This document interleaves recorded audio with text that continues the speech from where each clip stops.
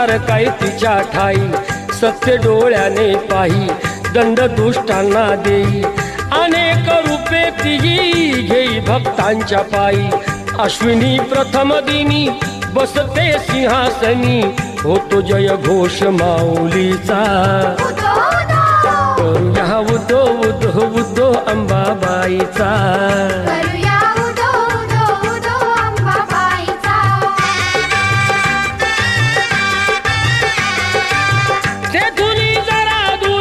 स्वामीजी गगनगिरी अंश तो परमेश्वरी, भक्ती दत्ताची खरी,